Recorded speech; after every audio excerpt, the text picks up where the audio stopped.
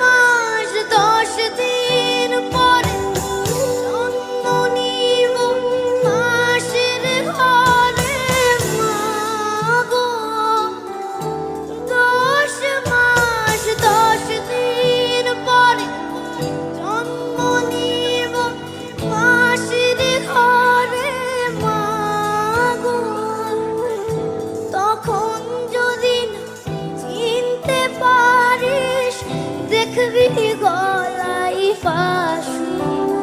ও মা, তখন যদি না চিনতে পারিস দেখবি গলায়